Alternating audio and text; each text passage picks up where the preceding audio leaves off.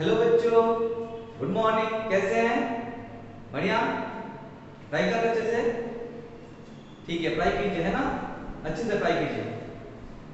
तो चलिए फिर स्टार्ट करते हैं नया चैप्टर हमारा, ऑप्टिक्स। ठीक है, हेडिंग लगाते हैं। क्या नाम चैप्टर का?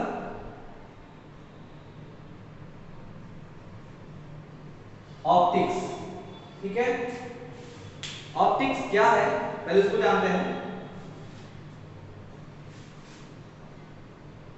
ऑप्टिक्स बेसिकली क्या होता है, इसमें हम लोग लाइट के बारे में पढ़ाई करते हैं, लाइट का बिहेवियर और उसके प्रॉपर्टी के बारे में पढ़ते हैं। तो इसमें लिखेंगे optics is that branch of physics, it is that branch of physics which deals with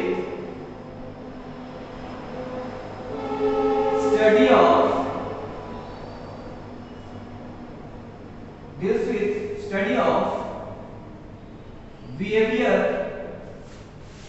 and properties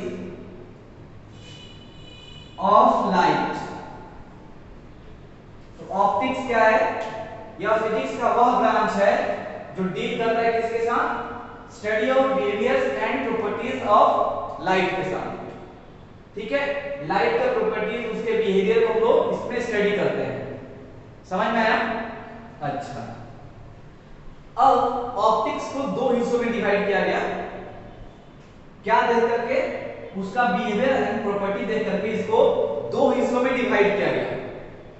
तो उसको समझने के लिए वह दो हिस्सा कौन सा है उसको हम लोग अभी समझेंगे, जिसका नाम है रे ऑप्टिक्स और दूसरा आएगा वेव ऑप्टिक्स। तो कौन से हिस्सों में लाइट का वो रे ऑप्टिक्स में पढ़ते हैं और किस बिहेवियर प्रॉपर्टी को वेव ऑप्टिक्स में पढ़ते हैं, उसको एक एग्जांपल समझते हैं। ठीक है, मान लेते हैं हमारा ये जो रूम है अभी रात का समय है, या फिर ऐसा कर दिए हैं इसको पूरा अंधेरा कर दिए। ठीक है, और एकदम से यहाँ पे कुछ एक ऐसा कार्डबोर्ड लगा दिए। ठीक है, या फिर ये पेपर लगा दिए। इस पेपर में क्या कुछ एक होल किया गया है। ठीक है, एक इतना बड़ा होल किया गया इस पेपर में, और थोड़ा इमेजिन कीजिए आप यहाँ से कुछ एक लाइट गिरा रहे हैं। जब लाइट गिराएंगे और एक अंधेरा रूम होगा तो यहाँ से जो होल होगा वहां से लाइट निकल कर इस बोर्ड पे जाएगी। तो आपको यहाँ पे एक होल टाइप में दिखाई देगा। इसका जो शेप होगा, इस यहाँ से लाइट गिराएंगे तो लाइट यहाँ से इसके थ्रू पास होते हुए स्ट्रेट पाथ में जाते हुए यहाँ पे आएंगे। यहाँ पे एक होल टाइप दिखाई देगा। क्या ये बात आपको समझ में आ रहा है? इमेजिन कर पा रहे हैं? चलिए, तो अब हम क्या कर रहे हैं, इस होल को छोटा कर रहे हैं।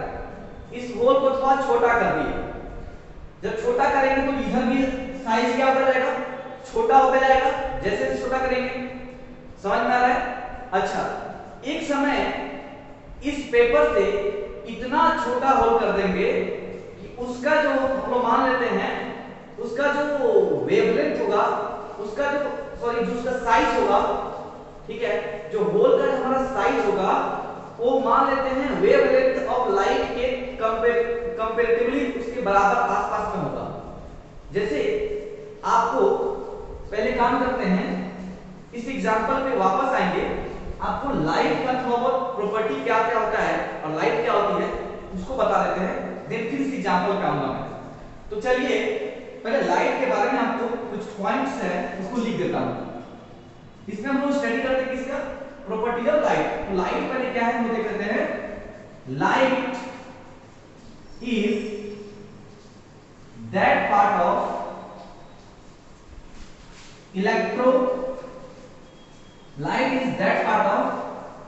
Electromagnetic wave which is visible to us।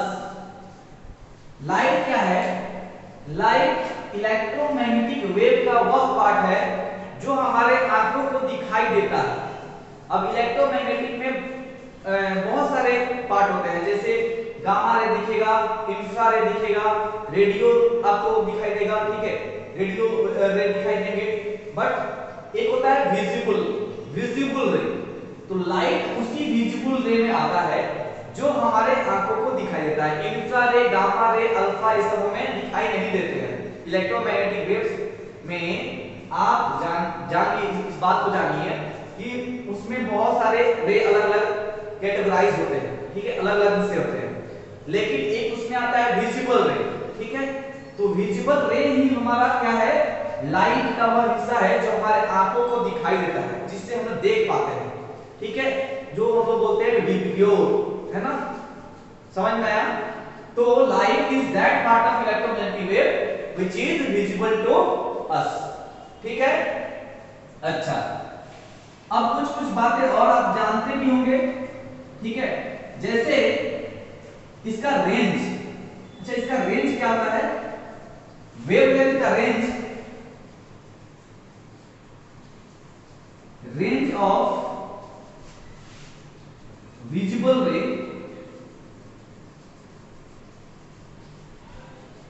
is from 3600 angstrom to 7800 angstrom होता है।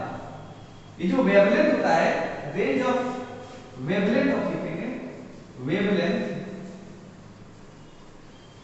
Of visible ray is from 3600 angstrom to 7800 angstrom के बीच में वेरी करता है विजिबल रे का वेवलेंथ, ठीक है, समझ गए बात, ठीक है ना।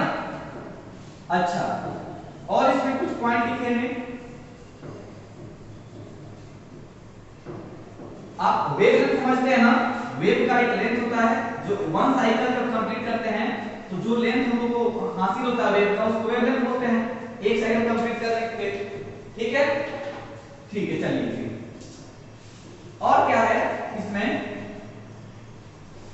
रेंज ऑफ हो गया इसका। अच्छा, जो लाइट हम देखते हैं, एक्चुअली इलेक्ट्रोमैग्नेटिक वेव में ना, इलेक्ट्रोमैग्नेटिक वेव मिलती कैसे है, तो जब इलेक्ट्रिक एंड मैग्नेटिक फील्ड जो एक दूसरे से परपेंडिकुलर होते हैं और वह वाइब्रेट करते हैं, तो ठीक उनके परपेंडिकुलर हम लोग को एक प्रोपागेशन ऑफ लाइट मिलता है, ठीक है। ऐसे हम लोग को इलेक्ट्रोमैग्नेटिक वेव किसी भी या फिर जो लाइट है वो ट्रेवल करता है। देखिए कैसे, हमारे पास दो कंपोनेंट होते हैं, एक होता है इलेक्ट्रिक फील्ड, एक होता है मैग्नेटिक फील्ड, ठीक है, दो वेक्टर हैं, electric field vector, magnetic field vector, ये दोनों एक दूसरे से परपेंडिकुलर जब वाइब्रेट करते हैं, ठीक है, इलेक्ट्रिक फील्ड का कंपोनेंट वाइब्रेट करेगा एंड साथ साथ मैग्नेटिक फील्ड का कंपोनेंट वाइब्रेट करता है, तो उसके परपेंडिकुलर, ठीक है, हम लोग को क्या मिलता है, लाइट प्रोपागेशन होता है। प्रोपागेशन ऑफ लाइट आपको कहीं इधर दिखाई देता है, मतलब इसको अगर मैं मान लूं y एक्सिस, इसको z मान लूं, तो लाइट इधर जाते दिखाई देगा, x एक्सिस को दिखाई देगा, ठीक है। तो किसी भी इलेक्ट्रोमैग्नेटिक वेव में हम लोग जानते हैं लाइट इलेक्ट्रोमैग्नेटिक का एक पार्ट है ना, लाइट इलेक्ट्रोमैग्नेटिक वेव का एक पार्ट है, जिसमें इलेक्ट्रोमैग्नेटिक वेव में दो कंपोनेंट होते हैं, एक होता है इलेक्ट्रिक फील्ड, दूसरा होता है मैग्नेटिक फील्ड। जब इलेक्ट्रिक फील्ड और मैग्नेटिक फील्ड परपेंडिकुलर जो होते हैं और वो जब एक वाइब्रेट करते हैं उस पे, उनका electric field magnetic field vibrate करता है, तो ठीक उसके परपेंडिकुलर लाइट जो है इलेक्ट्रोमैग्नेटिक वेव या फिर बोल लीजिए प्रोपागेशन ऑफ लाइट हमें मिलता है, ठीक है, समझ गए। अच्छा, और क्या लिख सकते हैं, speed of light in vacuum is equal to 3 into 10 to the power 8 meter per second approximately, ठीक है।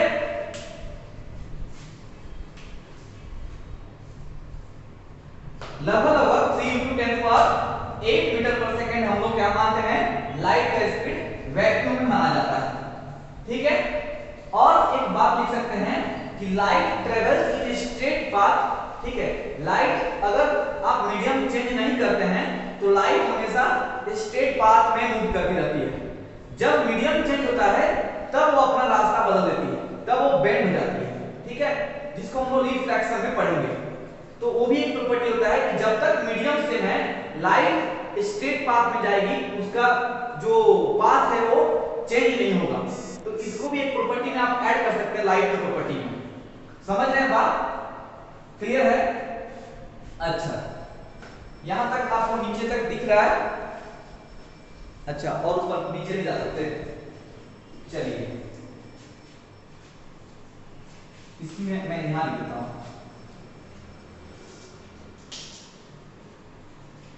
और एक बात लिख सकते हैं क्या कि light has both energy and momentum. ठीक है, समझ रहे बात? लाइट के पास एनर्जी होता है, मोमेंटम भी होता है। सबको समझ में आ रहा है? चलिए फिर आगे बढ़ते हैं। और क्या लिखेंगे? अगर आपसे पूछें लाइट अगर किसी मीडियम में चलती है तो उसके पास वेलोसिटी होता है, उसके पास कुछ वेवलेंथ होगा, ठीक है, उसके पास कुछ फ्रीक्वेंसी होगी। इन तीनों में एक रिलेशन आता है, वेलोसिटी, वेवलेंथ एंड फ्रीक्वेंसी। इनमें क्या रिलेशन आता है? आपको पता है velocity equal to the distance by time, तो लैम्डा भी डिस्टेंस है और टाइम से डिवाइड करेंगे तो 1 बाय टाइम पीरियड क्या बन जाता है? फ्रीक्वेंसी। तो v is equal to lambda T में एक रिलेशन बनता है जो कि एप्लीकेबल होता है किसमें? लाइट के लिए, एप्लीकेबल फॉर लाइट, है ना। इसको आप यूज कर सकते हैं लाइट के केस में, v is equal to lambda T आप लाइट के केस में यूज कर सकते हैं। तो ये है आपका प्रॉपर्टीज के बारे में, है ना, ठीक है। अब आते हैं उस फिर से एग्जांपल पे जो हम बात कर रहे थे आपसे, इसको मिटा दें। चलिए फिर आते हैं हम लोग उसी एग्जांपल पे जो बात कर रहे थे कि मान लेते हैं हमारा रूम अंधेरा है और हमारे पास कुछ ऐसा एक पेपर था और हम लोग क्या कर रहे थे, इधर से लाइट गिरा रहे थे। लाइट का जो भी यहाँ पे एक होल किया गया था उसका यहाँ पे आपको जैसे लाइट पास कर रही थी तो उसी का इमेज यहाँ पे होल जैसा दिखाई दे रहा था, है ना। और आप जैसे जैसे इस होल को छोटा कर रहे थे तो लाइट भी जो यहाँ गिर रही थी वो भी छोटी होती जा रही थी, है ना। एक समय आता, मान लीजिए एक ऐसा समय आया, आपने जो होल जो आपका इतना बड़ा था आपने इतना छोटा होल कर दिया, जैसे वो उसका जो वेवलेंथ होता है, जो रेंज हम लोग लिखे थे यहाँ पे देखिए 3600 एंगस्ट्रॉम से लेकर के 7800 एंगस्ट्रॉम तक, अगर उसका जो होल है इस रेंज के आसपास, ठीक है, आ जाए तो उस समय लाइट का फिनोमेना बदल जाता है। तब आपको सिर्फ यहाँ पे जैसे सिर्फ होल के जगह पे सिर्फ यहाँ पे लाइट बड़ी सी दिखाई देती थी, अब आपको ऐसा नहीं दिखता है। जब होल कंपैरेटिवली बहुत छोटी हो जाती है, ठीक है, वेवलेंथ के आसपास हो जाती है, तो जो लाइट यहाँ से पास करता है ना, ठीक है, तो यहाँ पे एक ब्राइट फिर डार्क फिर ब्राइट फिर डार्क, कहने मतलब लाइट होगा फिर थोड़ा सा अंधेरा होगा, फिर लाइट होगा फिर अंधेरा होगा, फिर लाइट होगा फिर अंधेरा होगा, ठीक है, ऐसे पैटर्न टाइप मिलता है, ठीक है। तो लाइट का बिहेवियर उसके जो जिस सरफेस पे या जिस होल से पास करती है उस पे भी वेरी करता है। होल कितना बड़ा होगा या फिर कितना छोटा होगा, इसको देखते हुए लाइट का प्रॉपर्टी चेंज होता है। और इस स्टडी को हम लोग अलग अलग दो कैटेगरी में बांट दिए। जब लाइट किसी सरफेस या होल से जहां से पास करेगा और उसका साइज वेवलेंथ के साइज से बहुत बड़ा होगा तो वो हमारे रे ऑप्टिक्स में आएगा। और अगर हमारा अगर हमारा जो लाइट जिस होल या सरफेस पे गिरेगा, ठीक है, अगर हमारा लाइट जिस होल या सरफेस पे गिरेगा और उसका size compare to wavelength of light अगर कंपैरेटिवली उसका बराबर हो या फिर उसी के आसपास हो, तो उस टाइप का स्टडी जब करेंगे हम लोग तो उसको पढ़ेंगे इसमें वेव ऑप्टिक्स में। क्लियर है? Ray optics and wave optics क्या होता है, कब रे ऑप्टिक्स किसमें रे ऑप्टिक्स को डील करते हैं, किसमें वेव ऑप्टिक्स को डील करते हैं, आपको थोड़ा समझ में आया? ठीक है, चलिए इसको पॉइंट वाइज लिख लेते हैं। तो हम लोग बोल सकते हैं कि optics is mainly divided into two parts. Optics is mainly divided into two parts. एक होता है रे ऑप्टिक्स एंड दूसरा होता है वेव ऑप्टिक्स। समझ में आया?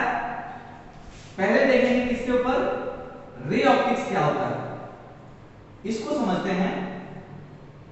तो इसमें लिखेंगे ray optics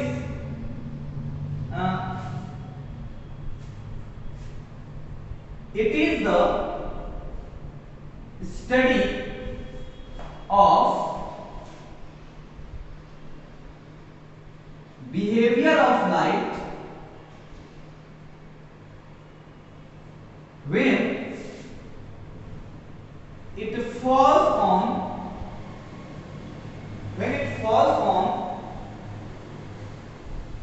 any surfaces,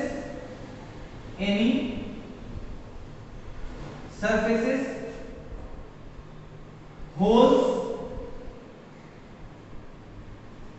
and objects whose dimensions are very large as compared to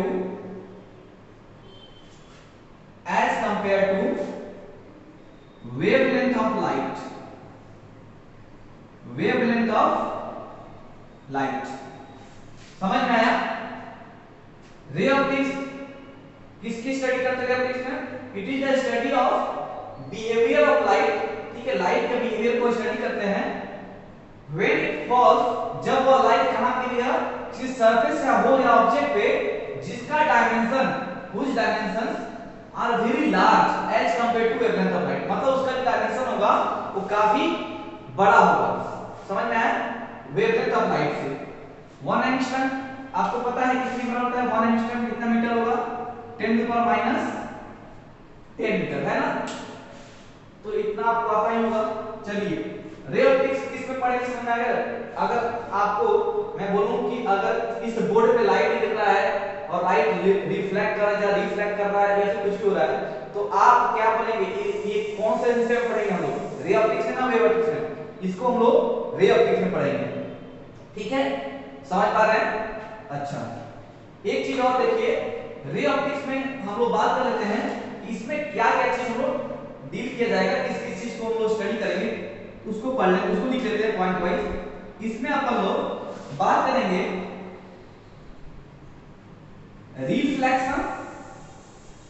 reflection में हम लोग बात करेंगे plane mirror and spherical mirror के ऊपर। ठीक है, रिफ्लेक्शन। देन पढ़ेंगे क्या चीज? रिफ्रैक्शन में हम पढ़ेंगे किसके ऊपर? एक तो रिफ्रैक्शन थ्रू ग्लास स्लैब, दूसरा पढ़ेंगे प्रिज्म, और इसी में पढ़ेंगे लेंस। ठीक है, और लास्ट इसमें पढ़ा जाएगा किसके ऊपर? ऑप्टिकल इंस्ट्रूमेंट, जिसमें आएगा माइक्रोस्कोप एंड टेलीस्कोप, है ना? तो ये हम लोग रे ऑप्टिक्स में पढ़ा जाएगा, जो कि इस बार के सिलेबस में रिफ्लेक्शन को हटा दिया है। बट आपको रिफ्लेक्शन का बेसिक जो ज्ञान है आपने 10वीं क्लास में हासिल कर रखा है पहले से। ठीक है, उसमें आप प्लेन मिरर के बारे में थोड़ा बहुत जानते हैं, स्फेरिकल मिरर के बारे में थोड़ा बहुत आपको नॉलेज है। तो इस बार हम लोग को पढ़ना क्या है? अगर देखा जाए तो हमारे जो सिलेबस में वो है रिफ्रैक्शन एंड ऑप्टिकल इंस्ट्रूमेंट। ठीक है ना? इस बार इसको थोड़ा सा हटा दिया है, बट फिर भी मैं कोशिश करूंगा अगर थोड़ा बहुत आपको बता दूं, ताकि आप बाकी जो आने वाले समय में कुछ आपको न्यूमेरिकल होंगे वो सॉल्व करने में आसान हो आपको। ठीक है, चलिए फिर तो रे ऑप्टिक्स में ये चीज हम लोग को पढ़ना है। आगे बढ़े, आगे बढ़ते हैं, बात करेंगे किसके ऊपर, वेव ऑप्टिक्स के ऊपर। इसको मिटा दें। चलिए अभी देखेंगे किसका कहानी, वेव ऑप्टिक्स का। वेव ऑप्टिक्स, तो इसमें क्या लिखेंगे, it is the study of behavior of light, it is the study of behavior of light when light falls on any surfaces, holes and objects whose dimensions are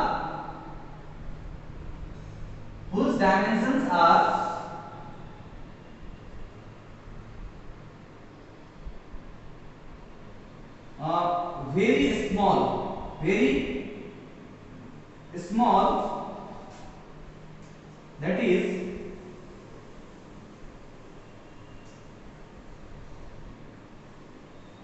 comparatively to wavelength of light। ठीक है, wave optics में हम लोग study करेंगे इसका light का behaviour का, जिसमें लाइट किसी अगर सरफेस या होल या ऑब्जेक्ट पे जहां गिरेगा, ठीक है, जिसका डायमेंशन सरफेस हो चाहे होल हो चाहे ऑब्जेक्ट हो, उसका डायमेंशन बहुत ही छोटा होगा और कंपैरेटिवली वेवलेंथ के बराबर होगा। ठीक है, वेवलेंथ ऑफ लाइट के बराबर होगा, कंपैरेटिवली इक्वल टू लिख लीजिए, comparatively equal to wavelength of light, है ना। तो उसी के आसपास आपका इसका साइज होगा। ठीक है, इस तरीके का अगर लाइट का स्टडी आप करेंगे बिहेवियर उसके बिहेवियर का, तो आप उसको पढ़ेंगे किसमें, वेव ऑप्टिक्स में। इसमें जो पढ़ाता है, क्या पढ़ाता है, इसमें आप पढ़ेंगे इंटरफेरेंस के बारे में। आप ऑलरेडी पढ़ चुके हैं इसको साउंड चैप्टर पिछला ईयर में। इंटरफेरेंस, इसमें आप एक पढ़ेंगे YDSE के बारे में, यंग्स डबल स्लिट एक्सपेरिमेंट पढ़ेंगे। इसमें आप पढ़ेंगे डिफ्रैक्शन के बारे में, डिफ्रैक्शन के बारे में। इसमें आप पढ़ेंगे पोलराइजेशन के बारे में। ठीक है, तो ये हमारा वेव ऑप्टिक्स में पढ़ा जाएगा। खैर उसमें जब आएंगे तो फिर से उस पर बात किया जाएगा, बट आपको थोड़ा पता होना चाहिए कि क्या क्या हम लोग को पढ़ना है। ठीक है, तो ये अपन लोग पढ़ेंगे वेव ऑप्टिक्स में। चलिए वेव ऑप्टिक्स, वेव ऑप्टिक्स क्या है, किसमें क्या पढ़ते हैं, आपको समझ में आ गया है, क्लियर है। आपसे अगर पूछा जाए कि अगर इस मार्कर पे एक लाइट है, या फिर कुछ एग्जांपल और लेते हैं, सपोज हमारे पास इस टाइप का जो पेपर है, इस पे अगर कहीं से लाइट गिरेगी, ठीक है, और जो भी फेनोमेना होना होगा, तो अगर इसका हम लोग स्टडी करना हो तो किस में पढ़ेंगे, इसको हम लोग पढ़ेंगे किस पे, रे ऑप्टिक्स में। और अगर आपका जो लाइट है बहुत छोटे छोटे एकदम से छोटे होल से पास कर रहा होगा या छोटे से ऑब्जेक्ट पे गिर रहा होगा, तो उसको हम लोग किसमें पढ़ेंगे, वेव ऑप्टिक्स में पढ़ेंगे। यहां तक कहानी क्लियर है, समझ में आ गया है, आगे बढ़ें। चलिए चलते हैं, अब देखेंगे किसका कहानी। अब हम लोग जो हमारा मेन टॉपिक है रे ऑप्टिक्स, उसको स्टार्ट करते हैं। फिलहाल तो रे ऑप्टिक्स ही पढ़ना है ना, वेव ऑप्टिक्स भी पढ़ना है हम लोग को, बट वो बाद में आएगा, पहले तो रे ऑप्टिक्स पढ़ लें हम लोग, है कि नहीं। चलिए स्टार्ट करते हैं अपना टॉपिक रे ऑप्टिक्स।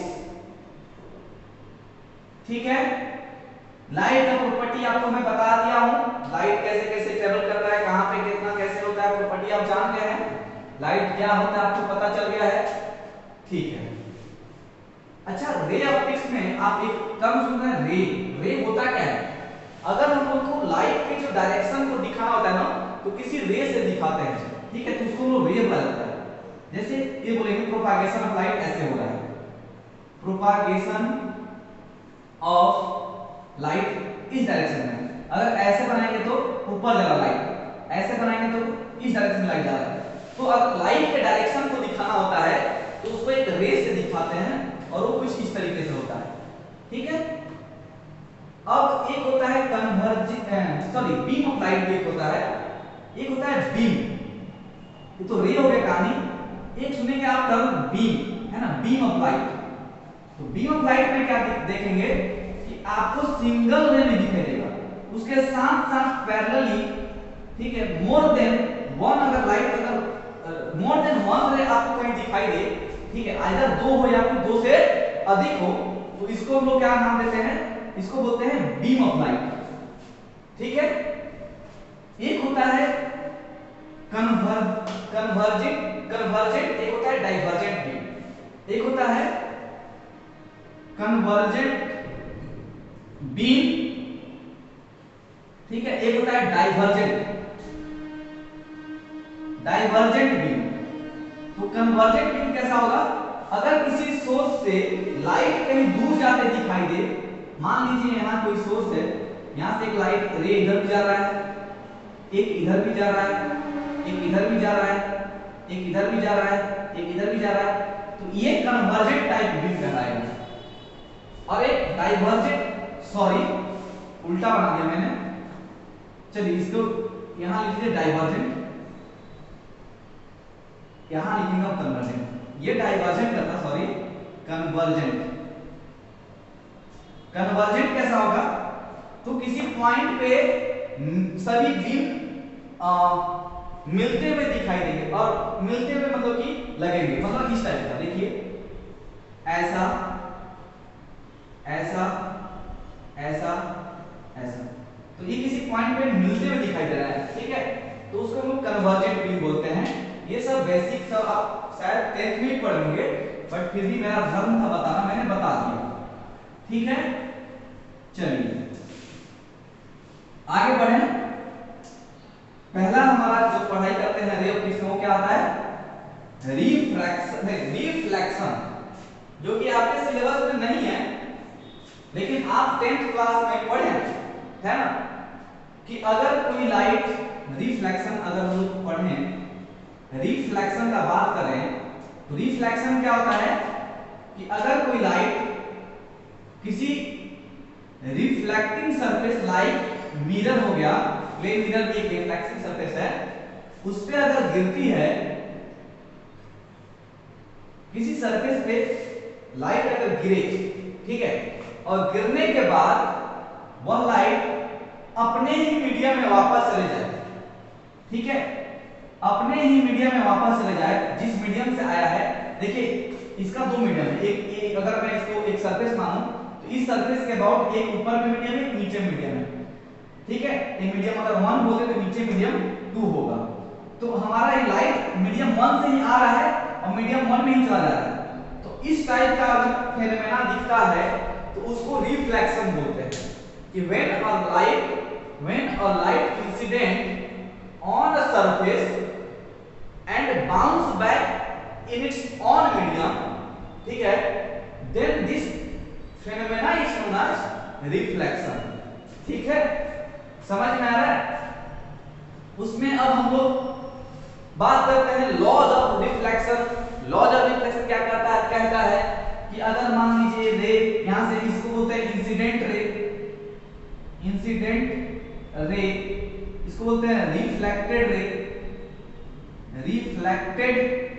रे। ये हम लोग क्या ड्रॉ करते हैं, एक नॉर्मल ड्रॉ करते हैं, इस सरफेस का नाम AB है, इसका नाम देते हैं N एंड S, ये पॉइंट P है जहां पे इंसिडेंट कर रहा है ना, पॉइंट ऑफ इंसिडेंस बोलते हैं P को, ये पॉइंट ऑफ इंसिडेंस है जहां पे रे गिर रही है, जिस सरफेस पे उस पॉइंट पे गिर रही है, और ये इस नॉर्मल से जो एंगल बनता है इसको I से डिनोट करते हैं, और इसको बोलते हैं, I को पढ़ते हैं क्या,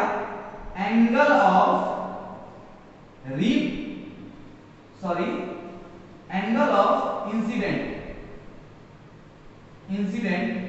और ये होता है आर, इसको बोलते हैं एंगल ऑफ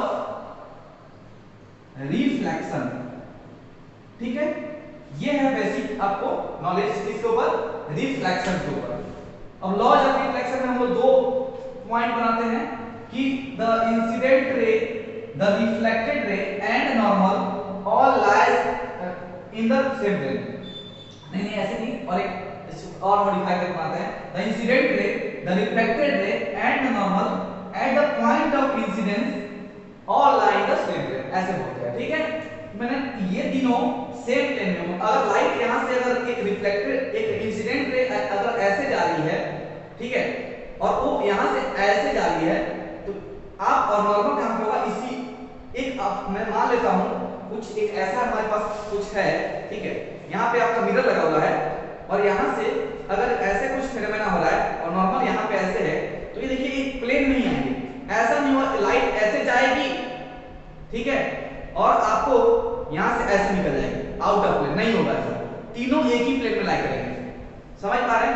आप ऐसे भी रखेंगे, ऐसे तो ऐसे ही होगा, ऐसे जाएगा तो ऐसे आएगा, ये नहीं ऐसे जाएगा और यहां से ऊपर ऐसे चल जाएगा, ऐसे नहीं होगा। ठीक है, तीनों सेम प्लेन लाई करते हैं।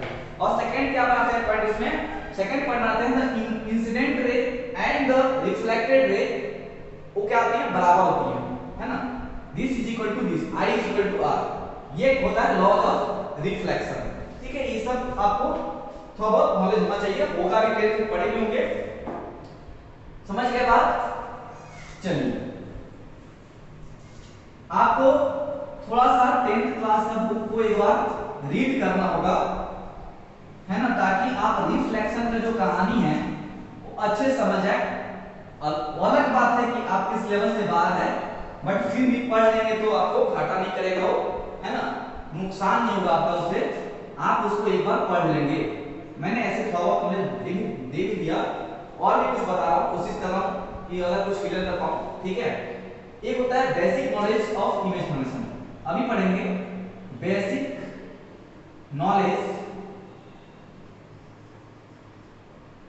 For image formation. Image formation का थोड़ा बेसिक नॉलेज होना जरूरी है, कैसे इमेज फॉर्मेशन होता है। इसमें पहला पॉइंट लिखेंगे इंसिडेंट रे किसको बोलते हैं, फर्स्ट लिखेंगे किसके बारे में,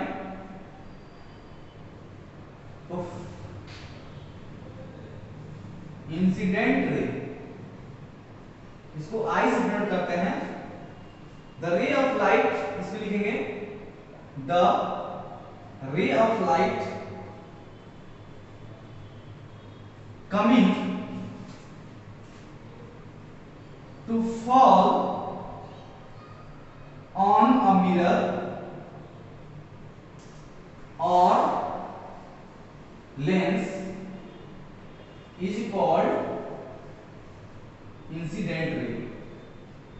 वह वैसी रे है ना जो किसी मिरर या लेंस पे आ रही होती है गिरने के लिए, जैसे ये मिरर बनाता होगा, इसको अगर यहां से एक रे जाएगी तो ये इंसिडेंट कहलाएगी, उधर से अगर आएगी तो ये इंसिडेंट कहलाएगी। ठीक है, दूसरा बात होता है किसके ऊपर, रिफ्लेक्टेड रे। नहीं, इस पे सेकंड पॉइंट लिखते हैं, पॉइंट इसमें ऑब्जेक्ट इसको बोलते हैं, देख लेते हैं।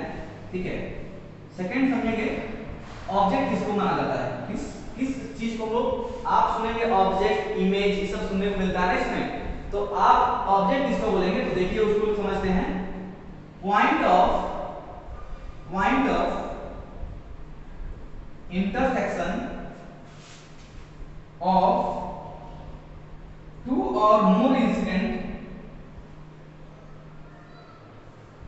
Raise is called object. ठीक है, ऑब्जेक्ट पॉइंट बोल लीजिए या फिर सिंपली ऑब्जेक्ट बोल सकते हैं, सिंपली ऑब्जेक्ट बोल सकते हैं। तो अगर पॉइंट ऑफ इंटरसेक्शन होगा किसका, टू और मोर इंसिडेंट रे का, अगर दो या दो से ज्यादा अगर रे किसी पॉइंट पे मिलते दिखाई देगी, ठीक है, तो वहां पे आपको उसको क्या मानते हैं, इंसिडेंट रे मानते हैं। ठीक है। अगर दो या दो से ज्यादा रे इंटरसेक्ट करते दिखाई देंगी, ठीक है, इंटरसेक्ट कर रही होंगी या फिर करते दिखाई देंगी, उस जगह पे आपको क्या होगा, ऑब्जेक्ट मिलता है। ठीक है, समझ रहे हैं? चलिए, इसमें दो चीज आपको याद रखना है, इंटरसेक्शन और किसका, इंसिडेंट रे का। अगर इंटरसेक्शन इंसिडेंट रे का होगा तो हम लोग क्या मिलेगा, ऑब्जेक्ट मिलेगा। तो ये तीन इसमें की पॉइंट याद रखना है। ठीक है, हाईलाइट कर लीजिएगा इसको। फिर आता है कहानी किसका, इसमें देखिए दो टाइप का ऑब्जेक्ट हम मानते हैं। ऑब्जेक्ट बेसिकली दो टाइप में डिवाइड होता है, एक बोलते हैं रियल ऑब्जेक्ट, एक होता है वर्चुअल ऑब्जेक्ट। वर्चुअल ऑब्जेक्ट, एक रियल ऑब्जेक्ट, एक वर्चुअल ऑब्जेक्ट। तो रियल ऑब्जेक्ट किसको बोलेंगे और वर्चुअल किसको बोलेंगे, अभी समझते हैं। रियल किसको बोलेंगे, वर्चुअल किसको बोलेंगे, अभी देखा जाएगा। चलिए, पहला देखते हैं रियल ऑब्जेक्ट। रियल ऑब्जेक्ट किसको बोलेंगे, when incident ray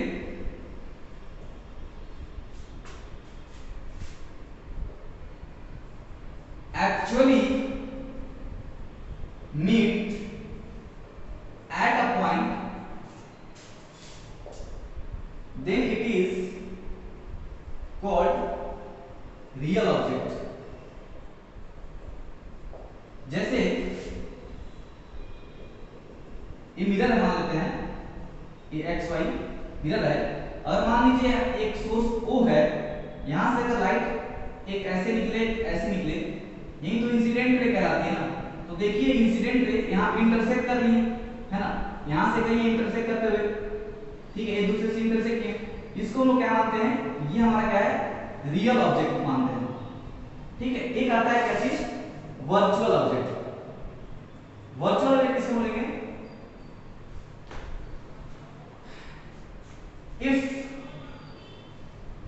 if incident rays are appear to meet at a point,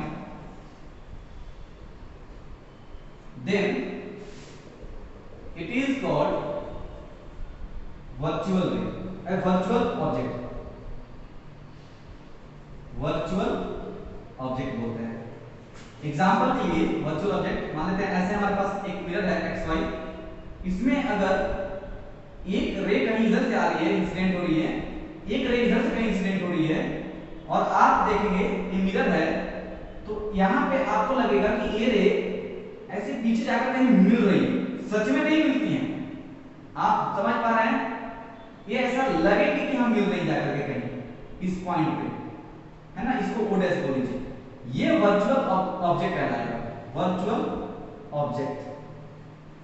virtual object किसको बोलते हैं, अगर इंसिडेंट रे अपीयर करेंगे, सच में नहीं मिलेंगे, अपीयर टू मीट, है ना, एट अ पॉइंट, यहां से रे ऐसे जा रही है, ऑब्वियसली जानते हैं यहां पे आकर रे इधर अंदर तो नहीं चल जाएगी ना, यहां से ऐसे रिफ्लेक्ट कर जाती है, यहां से ऐसे रिफ्लेक्ट कर जाती है ना जी, समझ रहे हैं? तो ये यहाँ पे इंसिडेंट रे लग रहा है कि यहाँ पे जाकर मिलेंगे, इस टाइप का अगर आपको दिखता है तो उसको वर्चुअल ऑब्जेक्ट बोलते हैं। ठीक है, तो रियल ऑब्जेक्ट वर्चुअल ऑब्जेक्ट समझ में आया। चलिए, वैसे ही आपको दिखेगा क्या, एक होता है वर्चुअल इमेज, एक होता है रियल इमेज, उसको मैं यहीं पे समझा देता हूं। अगर यहां से लाइट यहां गई है तो यहां से आपको कैसे जाते दिखाई देगी, यहां से ये रिफ्लेक्ट करेगा कैसे, इधर ये होगा I1, ये होगा R1, एक इधर जाएंगे, इसका नॉर्मल यहां होगा, ये होगा I2, ये होगा R2, समझ रहे हैं? रिफ्लेक्टेड रे यहां पे डेफिनेशन क्या बन जाएगा, रियल की जगह सॉरी रियल ऑब्जेक्ट का रियल इमेज का बात किया क्या बनेगा, व्हेन रिफ्लेक्टेड रे बन जाएगा, when reflected ray actually meet at a point, then it is called real object। अगर वो एक्चुअली मीट करती है तो रियल ऑब्जेक्ट आती है। यहां पे रियल बनेगा तो वर्चुअल बनेगा। इमेज कैसा होगा यहाँ पे आप सोचिए, आप बताएंगे,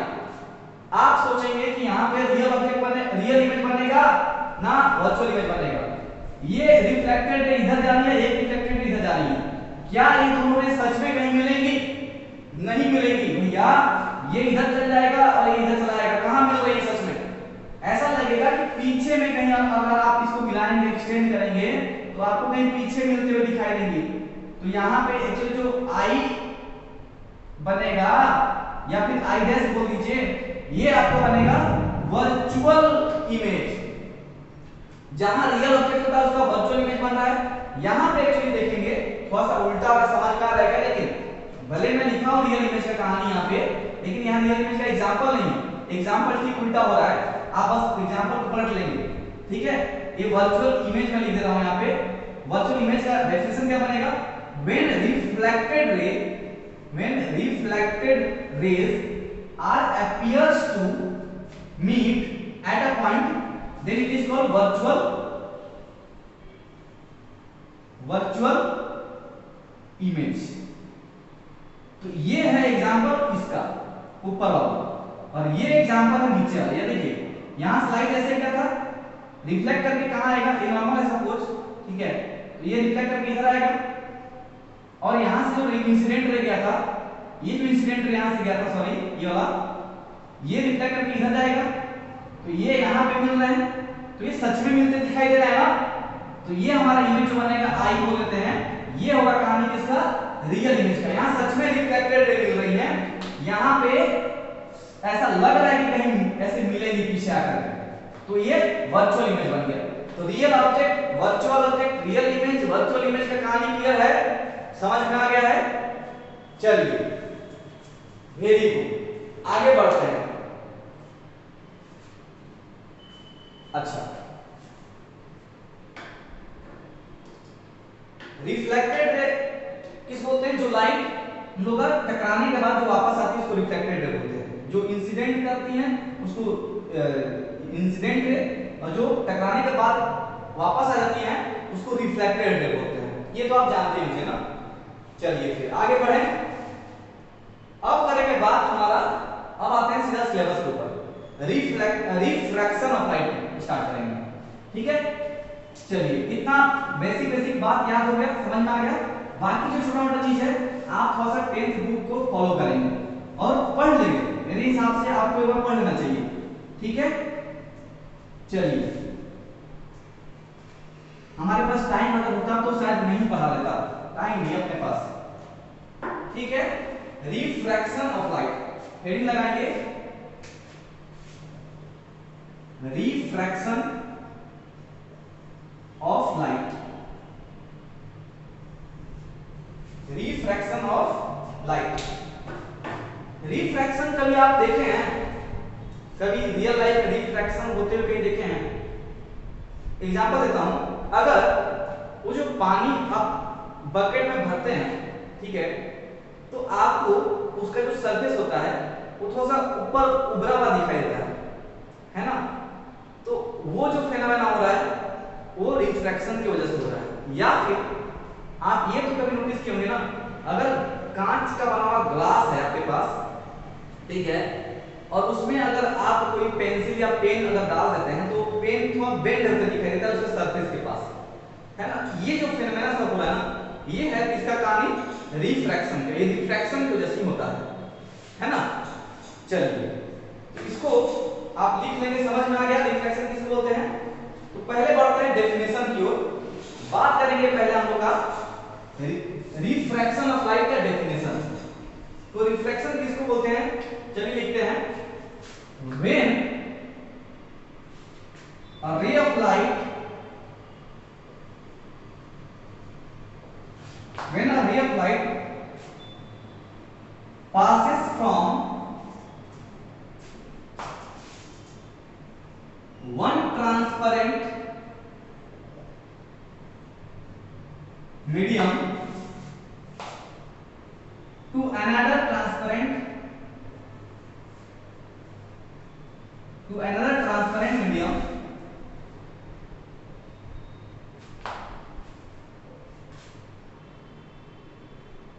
then it bends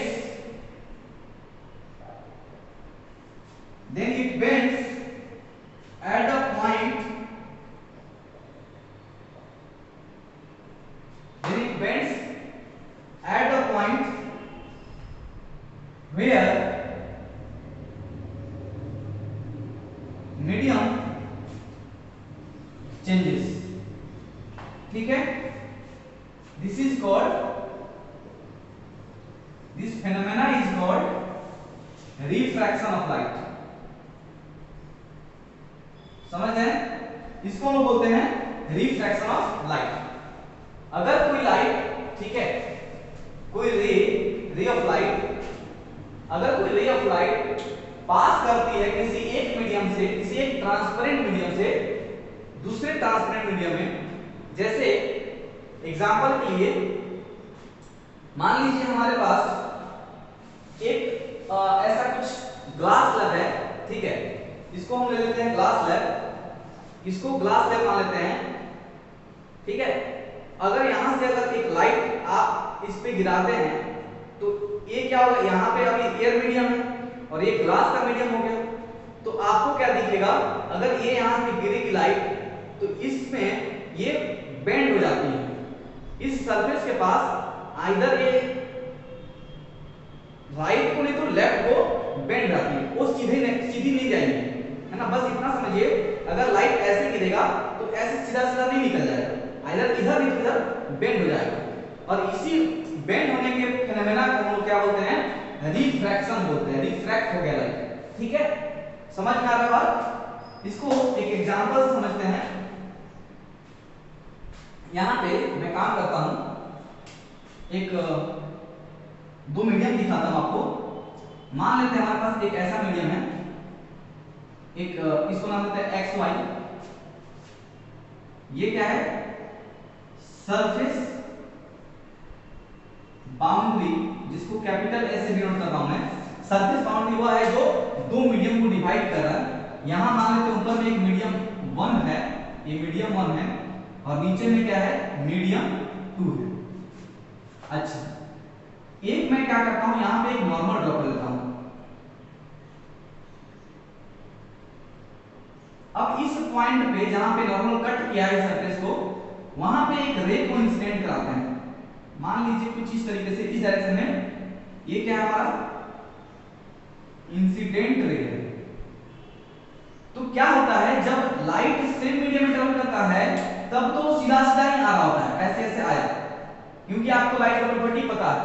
लेकिन जैसे दूसरा मीडियम में जाता है ना, तो वो उस पॉइंट पे जहां पे वो सेकंड मीडियम में एंटर कर रहा है, वहां पे वो क्या कर लेता है, वो बेंड हो जाता है अपने जो, उसको अगर ये मीडियम नहीं होता तब तो ये सीधा सीधा निकल जाता, तब तो ये ऐसे निकल जाता, लेकिन ऐसे जा नहीं सकता।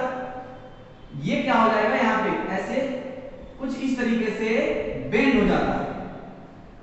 ये कहलाता है, जो ये जो आप देख पा रहे हैं, यही हमारा क्या है, रिफ्रैक्टेड लाइट है ना। रिफ्रैक्टेड मैं बोल रहा हूं, वो था रिफ्लेक्टेड, ये है रिफ्रैक्टेड रे बोल रहे हैं, ठीक है। समझ में आया। इस पॉइंट का कुछ नाम दे दीजिए, इसको P बोल लीजिए, ये जो रे इंसिडेंट कर रहा है इसको AP बोल देते हैं, यहां पे इसको नाम देते हैं B बोल दीजिए, PB आपका रिफ्रैक्टेड रे है। ये जो नॉर्मल के साथ इंसिडेंट रे एंगल बना रही है, इसको एंगल ऑफ इंसिडेंट ही बोलते हैं। और ये जो नॉर्मल के साथ यहां पे एंगल बना रही है, हमेशा मेजरमेंट नॉर्मल से क्या आता है, इसको R बोलते हैं, इसको बोलते हैं रिफ्रैक्टेड एंगल, चाहे एंगल ऑफ रिफ्रैक्शन, ठीक है। R को रिफ्रैक्टेड एंगल या फिर एंगल ऑफ रिफ्रैक्शन बोलते हैं। उसके बाद एक एंगल और आपको यहां दिखाई देता है, ये एंगल, ये टोटल I है, तो ये भी तो यहां से यहां तक I होगा, और ये R है, तो ये कितना होगा, इसको डेल्टा बोलो तो क्या हो जाएगा, I माइनस R। ये जो डेल्टा है ना, डेविएशन एंगल, कि वो अपने रास्ते, जिस रास्ते जाता उससे कितना डेविएट कर गया, कितना मुड़ गया, अपना रास्ता कितना बदल दिया, उसको एंगल ऑफ डेविएशन बोलते हैं। अगर लाइट ऐसे जा रही है और वो कुछ ऐसे मुड़ गई, तो ये जो मुड़ी ना, इसी एंगल को एंगल ऑफ डेविएशन बोलते हैं। कि वो अगर मीडियम आया तभी तो मुड़ा, है ना, मीडियम नहीं आता तो ऐसे चल जाता लाइट, लेकिन मीडियम आया भी ऐसे मुड़ गया, अब मुड़ा तो ऐसे जा रहा था, मुड़ा ऐसे, ये जो एंगल बना उसको एंगल ऑफ डेविएशन बोलते हैं, यही एंगल ऑफ डेविएशन कहलाता है, ठीक है। समझ रहे हैं बात, मजा आ रहा है। चलिए एक और चीज आपको दिखेगा म्यू1 म्यू2, सुने भी होंगे, रिफ्रैक्टिव इंडेक्स बोलते हैं। रिफ्रैक्टिव इंडेक्स मीडियम 1 का लिखा हूं, रिफ्रैक्टिव इंडेक्स मीडियम 2 का लिखा हूं। और कुछ कुछ पॉइंट मैं ऐड कर लेता हूं यहां पे। मान लेते हैं इसका मैं मान लेता हूं यहां पे इसका वेलोसिटी v1 बोल लीजिए, इसका वेवलेंथ λ1 बोल लीजिए और फ्रीक्वेंसी म्यू1 बोल लीजिए। इस मीडियम में वेलोसिटी ऑफ लाइट v1 है, λ1 आपका वेवलेंथ है लाइट का और म्यू1 फ्रीक्वेंसी है। इस मीडियम में आने के बाद मीडियम 2 का मैं v2 बोल लेता हूं, क्या वेलोसिटी ऑफ लाइट, λ2 क्या बोल रहा हूं wavelength of light in medium 2 और म्यू2 क्या बोल रहा हूं, म्यू2 बोल रहा हूं frequency of light in medium 2। यहां तक आपको सब कुछ दिख रहा है? चलिए वेरी गुड, समझ में आ रहा है? ये अगर मैं अच्छा रिफ्रैक्शन क्या होता है समझ में आ गया कि अगर एक मीडियम से दूसरे मीडियम लाइट जाता है तो उसके पॉइंट ऑफ इंसिडेंट पे क्या होता है, वो बेंड हो जाता है ना? तो क्या होता है then it bends at the point where medium changes, जहां मीडियम चेंज हो रहा है वहां पे बैठता है। इसी फिनोमेना को हम लोग रिफ्रैक्शन ऑफ लाइट बोलते हैं, समझ रहे हैं? ठीक है, इसमें मैं क्या क्या मान रहा हूं, इस सरफेस को क्या बोलते हैं, सरफेस बाउंड्री है ना, या फिर रिफ्रैक्टिंग सरफेस भी करके बोलते हैं। कैपिटल से डिनोट किया हूं मैं यहां पे। ये आई एंगल ऑफ इंसिडेंस है, आर क्या है angle of refraction, angle of incidence, R जो है एंगल ऑफ रिफ्रैक्शन या फिर रिफ्रैक्टेड रे, और क्या है ए एपी और क्या है इंसिडेंट रे है, पीवी क्या है रिफ्रैक्टेड रे, पी क्या है पॉइंट ऑफ इंसिडेंस जहां पे वो गिर रही है। अगर मैं इसको एन बोल दूं, इसको एंडेस बोल दूं, तो एन पी एंडेस क्या है नॉर्मल टू द सरफेस है जहां पे इंसिडेंस हो रहा है। ठीक है, ये सब आप समझ पा रहे हैं, सब टर्म सब याद रखना है, जैसे मुझे याद है आपको भी याद होना चाहिए सब चीज। समझ में आ रहा है क्या? चलिए ठीक है, आगे बढ़े। और एक चीज यहां से एक चीज नोटिस करेंगे आप, अगर मैं बोला हूं वेलोसिटी v1 है, λ1 उसका वेवलेंथ है, म्यू1 फ्रीक्वेंसी है और मीडियम 2 में वेलोसिटी v2 है, λ2 वेवलेंथ है और म्यू2 फ्रीक्वेंसी है मीडियम 2 का, तो आप एक चीज याद रखेंगे कि यहां से अगर मैं बोलूं कि v1 v2 λ1 λ2 म्यू1 म्यू2 में इस तीनों में से कौन सा स्टेटमेंट सही है, कि क्या मीडियम 1 में जो स्पीड होगा लाइट का, क्या उसका स्पीड ऑफ लाइट का मीडियम 2 में भी वही स्पीड होगा? अगर होगा तो ये बात सही है, अगर नहीं होगा तो गलत है। क्या वेवलेंथ भी हमारा सेम ही रहता है, क्या फ्रीक्वेंसी भी सेम रहता है? तो इन तीनों में कौन सा सही है बताइए, थोड़ा सा सोचिए। इन तीनों में सिर्फ ये स्टेटमेंट सही है, ये दोनों गलत स्टेटमेंट है। ये तब सही हो जाएगा जब यहां पे आप नॉट इक्वल टू लिख देंगे, है ना? λ1 वेवलेंथ चेंज हो जाता है, वेवलेंथ और वेलोसिटी ऑफ लाइट मीडियम के चेंज होने से चेंज होता है, but frequency of light medium के चेंज होने से चेंज नहीं होता है। ये बात याद रख के अपने दिमाग में बैठा लेंगे अच्छे से। Frequency doesn't change by changing of medium. ठीक है, लाइट अगर अपना मीडियम चेंज करती है तो उसकी फ्रीक्वेंसी चेंज नहीं होती है ना? समझ में आ रहा है बात? फ्रीक्वेंसी किस पे डिपेंड करती है, आप पढ़े होंगे फर्स्ट ईयर में, वो डिपेंड करती है सोर्स पे, जहां से निकलती है उस पे डिपेंड करती है। मीडियम पे बिल्कुल डिपेंड नहीं करती है ना, मीडियम चेंज करने से उसको कोई फर्क नहीं पड़ता है। यहां से तो जान पाएंगे म्यू1 म्यू2 होगा, है ना? और एक अगर मैं यहां पे एक चीज और बता दूं आप लोगों को, बड़ा इंटरेस्टिंग चीज है, आपने जस्ट थोड़ा पढ़ा था, थोड़ा पहले पढ़ा था v लैम्डा न्यू, आपको मैंने पढ़ाया था, सॉरी लैम्डा न्यू। इस फॉर्मूला को अगर यहां पे हम यूज करें तो क्या बन जाएगा? यूजिंग दिस फॉर्मूला को क्या मिलेगा? v1 लैम्डा इनटू म्यू1 लिख लेता हूं, है ना? ठीक है, और म्यू2 लैम्डा 2 म्यू2 लिख लेता हूं। यहां से आपको पता है म्यू1 म्यू2 है ना? इस इक्वेशन को अगर यूज करें हम लोग, इक्वेशन 1 इक्वेशन 2 को डिवाइड करें तो क्या मिलेगा?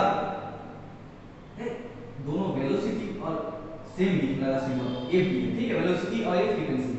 तो velocity 1 by velocity 2, velocity of medium 1 by velocity of medium 2 equal हो जाता है किसके, lambda of medium 1 by lambda of medium 2, और ये दोनों कट जाएंगे क्योंकि दोनों बराबर होते हैं, वो चेंज नहीं होते हैं। तो यहां से एक रिलेशन मिला कि velocity in medium 1 by velocity in medium 2 is equal to lambda 1 by lambda 2 होता है। क्या ये बात सबको समझ में आ रहा है, क्लियर है? चलिए ओके, आगे बढ़े, आगे बढ़ते हैं। यहां से इसको मैं ऊपर को निकालूंगा। एक चीज समझिए, आपको अगर याद हो तो मैंने एक बात बताया था आपको कि जो स्पीड ऑफ लाइट होता है c, जिसको हम लेते हैं डिनोट करते हैं c से, 3 × 10⁸ मीटर पर सेकंड, वो किसके बराबर हुआ करता था? अगर याद कीजिए तो ऐसा एक रिलेशनशिप आया था, म्यू नॉट एप्सिलॉन नॉट, याद है क्या? 1 by root under mu not epsilon not का वैल्यू 3 × 10⁸ होता है। ठीक है, आप इसको एक बार देखेंगे, ये मैंने बता रखा है आपको बहुत पहले से। ठीक है, और एक चीज आप जानते हैं कि अगर मैं बात करूं म्यू आर के बारे में, ये क्या होता है? म्यू नॉट एप्सिलॉन क्या है? ये होता है परमियाबिलिटी ऑफ फ्री स्पेस, ये है परमिटिविटी ऑफ फ्री स्पेस। अगर मैं रिलेटिव परमियाबिलिटी का बात करूं तो क्या होता है? Epsilon m by epsilon not. अगर मैं आपसे एप्सिलॉन r का बात करूं, सॉरी म्यू r का बात करूं, तो क्या आ जाएगा? Mu m by mu not. Permeability, relative permeability is equal to, sorry relative permittivity is equal to क्या होता है? Permittivity of free medium to the permittivity of free space. Relative permeability क्या होता है? Permittivity of medium to the permeability of free space. ये आपको पता है ना, ये चीज इतना तो आप जानते हैं ना, पढ़ चुके हैं आप। ठीक है, तो यहां से हम लोग इसमें इसको अगर पुट कर दें तो यहां से क्या हो जाएगा? That implies c equal to क्या मिलेगा? 1 बाय, ये c क्या है? वैक्यूम में स्पीड है लाइट का, है ना। अब मैं क्या कर रहा हूं, थोड़ा सा चेंज कर रहा हूं। इसमें हम किसी मीडियम के लिए बात करेंगे। मान लेते हैं अगर कोई मीडियम m है, अब ये लाइट उसमें ट्रेवल कर रहा है तो क्या हो जाएगा? उस समय लाइट का स्पीड में मान लेता हूं कितना है? cm है। Speed of light in medium हम लोग मान लेते हैं cm, तो cm बराबर क्या हो जाएगा? 1 बाय, यहां पे क्या आएगा?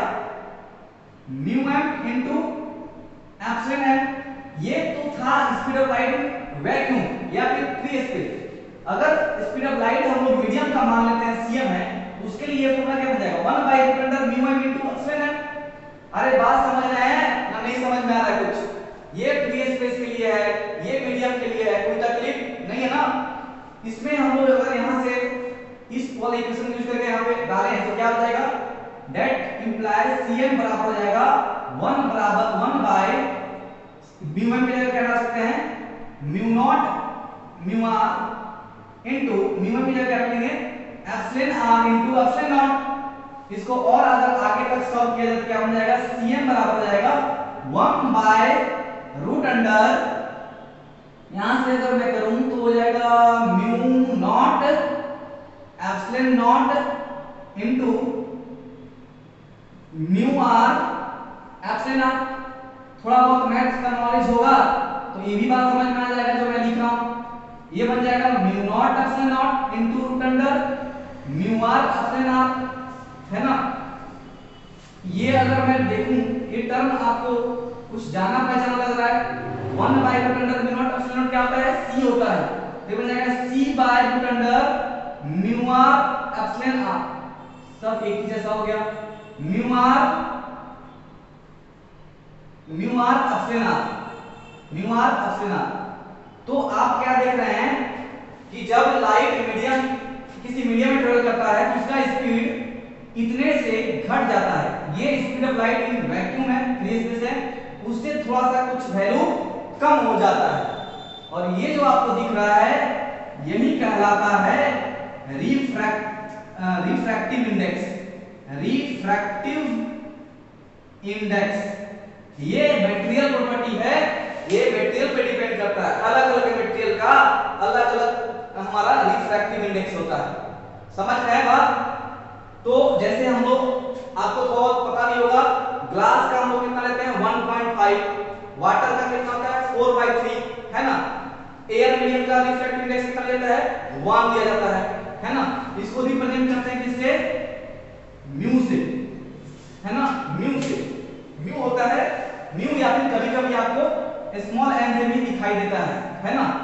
तो यहां से फॉर्मूला क्या बन गया, Cm बराबर हो गया C बाय म्यू, है ना, Cm equal to C by mu हो गया। तो अगर मैं इस मीडियम को यूज करते हुए ये फॉर्मूला यूज किया जाए तो क्या बन जाएगा जी, आप बताइए। हम लोग का फॉर्मूला अगर इसको यहां पे लगा दिया जाए तो यहां पे मैं यहां पे ड्रॉ कर रहा हूं, देखिए उस फॉर्मूला यूज कर रहा हूं। Cm बोल रहा है कितना होता है, C बाय म्यू होता है। म्यू क्या है, रिफ्रैक्टिव इंडेक्स। अगर मैं मीडियम 1 का लिखूं तो क्या लिखूंगा, C1 is equal to C by mu 1 और C2 इज इक्वल टू लिखूंगा क्या बन जाएगा C बाय म्यू 2। इन दोनों को फिर डिवाइड कीजिए, क्या बन जाएगा, C1 C2 क्या है, velocity of light in medium 1, ठीक है। तो C1 वाली करके मैं अगर V1 लिखूं तो कोई तकलीफ है, और इसको V2 लिखो कोई तकलीफ है क्या, अरे भैया C1 मतलब मैं बोल रहा हूं स्पीड ऑफ लाइट मीडियम, है ना, कोई मीडियम का स्पीड है, उसको अगर यहां पे V1 V2 लिखो तो कोई दिक्कत नहीं है ना। इसको मैं Cm को V1 लिख सकता हूं ना जी, C1 लिखता, क्या C1 बराबर V1 नहीं हो सकता, स्पीड ऑफ लाइट मीडियम 1 या फिर जो भी स्पीड ऑफ लाइट मीडियम 1, है ना, ये तो बराबर ही है, तो बस रिप्रेजेंट करने का तरीका अलग है। तो V1 C बाय म्यू हो सकता है, V2 C बाय म्यू हो सकता है। ऐसा इसलिए क्योंकि मैं क्या, इसलिए क्योंकि मैंने यहाँ पे V1 V2 लिया है, speed of light in medium 1, speed of light in medium 2, V1 V2 लिया हूं, इसलिए मैंने ऐसा किया, है ना। समझ में आया, इन दोनों को डिवाइड करके क्या बन जाएगा, V1 बाय V2 बराबर कितना हो जाएगा, अगर करेंगे तो बन जाएगा μ2 बाय μ1, ऐसा ही बनेगा ना, चल जाएगा ऊपर, हाँ ठीक है। अगर इक्वेशन हमारा A है, इक्वेशन B है, B और A को कंपेयर करके एक नया इक्वेशन बनाना चाहेंगे तो दोनों कंपेयर करने का क्या बन जाएगा, V1 by V2 is equal to lambda 1 by lambda 2 is equal to μ2 by μ1। बड़ा इंटरेस्टिंग चीज भी है, इसको याद रख लेंगे। कैसे आया, अच्छे से समझ के, जैसे मुझे याद है आप लोग याद कर लेंगे, ठीक है ना। रिफ्रैक्टिव इंडेक्स कितना होता है याद रह जाएगा, रूट अंडर म्यू आर अपसाइड आर, वो मटेरियल प्रॉपर्टी होता है, मटेरियल पे डिपेंड करता है ना, मीडियम चेंज होने से वो भी चेंज होता है, ठीक है। वाटर के लिए, एयर के लिए, ग्लास के लिए आपको याद होना चाहिए, बाकी आपको क्वेश्चन होगा तो दे देता है, ठीक है। ये सब समझ में आ गया कहानी पूरा, ठीक है, समझ में आ गया सबको, आगे बढ़ा जाए। चलिए फिर आगे बढ़ते हैं, बात करेंगे हम लोग लॉज ऑफ रिफ्रैक्शन, ठीक है। इसको मिटा दूं सबको, ये सब कहानी समझ में आ गया। चलिए, अगर नहीं समझ में आया तो वीडियो को पीछे आगे करके देख लिया करेंगे, ये तो एडवांटेज है, वीडियो शूट कर क्यों हो रहा है, ताकि आप आगे पीछे करके देख लेंगे, जितना मन उतना बार देख लेंगे, है ना। चलिए फिर laws of refraction, laws of refraction क्या कहता है, लॉज ऑफ रिफ्रैक्शन, फिर से वही डायग्राम बनाना पड़ जाएगा, गलती क्या मिटा करके मैं xy मान लेते हैं, ये हमारा रिफ्रैक्टिंग सरफेस है, ठीक है, s, यहां पे एक नॉर्मल ड्रॉ कर लेते हैं, यहां से एक हमारा ये इंसिडेंट रे है I, ये कुछ रिफ्रैक्टेड रे है, ये R angle of incident, angle of refraction, बाकी आप समझ रहे ना। ये पॉइंट P मान लीजिए, ये n है, n डैश है, ठीक है, ये ऐसे चल जाता है, अगर नहीं लाइट मीडियम नहीं होता तो। ये मीडियम 1 है, ये मीडियम 1 है, ये मीडियम 2 है। अब मैं μ1 μ2 लिखूंगा तो आपको समझ में आ रहा होगा μ1 μ2 क्या है ना, ठीक है। ऐसे μ1 μ2 हमारे पास ऐसा है, ठीक है। लॉज ऑफ रिफ्रैक्शन, पहला पॉइंट क्या बनता है इसमें भी वही बात बनता है कि द इंसिडेंट रे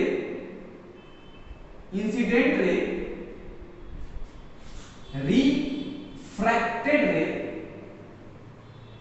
and normal to the point of incidence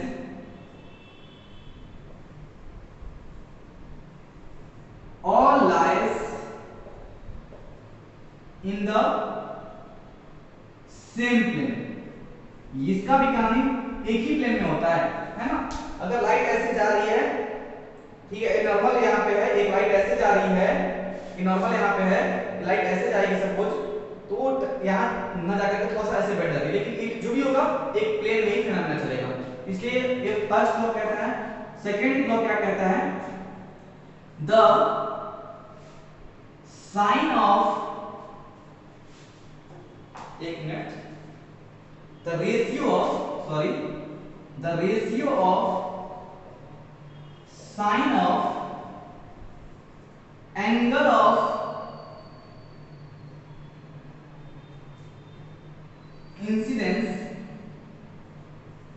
incidence to the sine of angle of refraction is a constant। Sine मतलब वो वाला साइन, ट्रिग्नोमेट्री फंक्शन में जो साइन फंक्शन होता है वही साइन है। तो क्या होता है, सेकंड लॉ क्या कहता है कि sine of angle of incidence, sine I किसका ratio, sine of angle of incident to the sine of angle of refraction, एक कांस्टेंट देता है। और वह कांस्टेंट किसके बराबर होता है? वह कांस्टेंट इन दोनों मीडियम के रिफ्रैक्टिव इंडेक्स पे डिपेंड करता है। और हम लोग कैसे लिखते हैं उसको, ये होता है μ2 बाय μ1 के रेशियो पे डिपेंड करता है। अगर हम लोग साइन, अच्छा आई कौन से मीडियम का एलिमेंट है? मीडियम 1 में आई एंगल है हमारे पास, मीडियम 2 में आर है, तो साइन ए साइन आर उल्टा जाता है। आई के केस में ऊपर में क्या रहेगा, μ2 रहेगा, और आर के केस में क्या रहेगा, नीचे में 1 रहेगा। आर सेकंड मीडियम है तो नीचे में μ1 पर रहेगा, याद का तरीका है। और ये भी एक रिफ्रैक्टिव इंडेक्स क्या है, कांस्टेंट है। अब कांस्टेंट को कांस्टेंट से डिवाइड करेंगे तो एक कांस्टेंट तो मिलेगा, इसलिए लिखा गया कि sin a sin r हमको क्या मिलता है, एक कांस्टेंट मिलता है। यही हमारा लॉज ऑफ रिफ्लेक्शन का सेकंड पॉइंट है, समझ रहे हैं? ठीक है। अच्छा, इसको ऐसे भी याद रख सकते हैं चाहे तो। देखिए एक और तरीका याद रखने का, sin i into μ1 is equal to sin r into μ। अगर मल्टीप्लिकेशन हम तो बोलेंगे इसी को याद कीजिए। अगर मल्टीप्लिकेशन किया जाएगा ना तो sin of angle of i into μ1 हो जाएगा, वो बराबर है किसके, sin of angle of r into μ2 के। मतलब इसी मीडियम का इसी मीडियम से मल्टीप्लाई, इस मीडियम का sin एंगल इस मीडियम के रिफ्रैक्टिव इंडेक्स के साथ मल्टीप्लाई, वो दोनों क्या होंगे, बराबर होंगे। ये और ये दोनों बात सेम ही है, बस मल्टीप्लाई कर दिया क्रॉस मल्टीप्लिकेशन। आप अगर इसको बताओ तो ये बता लेंगे, और ये बताओ, जिसको जैसे याद कर लेंगे वो आपका। हम तो इसी को याद करेंगे, हम तो इसी को याद किए हैं, और आपको मैं रेकमेंड करूंगा इसी को याद करेंगे आप, ठीक है। चलिए यहां से एक चीज हम लोग क्या निकाल सकते हैं, जैसे हम लोग का था v1 लैम्डा 1 μ1, ये था कितना v2 लैम्डा 2 एंड μ2। यहां से आपको कितना आया था, इक्वेशन याद कीजिए। और ये हाँ यहां से आया था v1 by v2 is equal to lambda 1 by lambda 2 आया था, एंड दैट इक्वल टू μ1 बोल रहा हूं, μ1 बाय μ2 आया था, है ना, सॉरी μ2 बाय μ1 आया था, माफ कीजिए μ2 बाय μ1 आया था। और इसको अगर यहां पे जोड़ दिया जाए तो क्या बन जाएगा, ये भी इसके साथ जोड़ दिया तो यहां पे क्या बन जाएगा, μ2 बाय μ1 किसके बराबर है, sin a sin r। तो यहां पे एक और जुड़ गया, sin a by sin r। तो जो फॉर्मूला में लिखा था पिछला बार जो बॉक्स में आया था उसमें एक और आपको जुड़ गया। ये सब आपको याद होना चाहिए, और कैसे कैसे सब आया है आपको मैंने बता रखा है, ठीक है। यहां तक सब कहानी क्लियर है? हाँ जी, क्लियर है ना? चलिए फिर आज का लेक्चर यही खत्म करते हैं, फिर हम लोग नेक्स्ट लेक्चर मिलेंगे। तब तक इसको आप अच्छे से देखिए, समझिए, है ना। चलिए फिर, थैंक यू।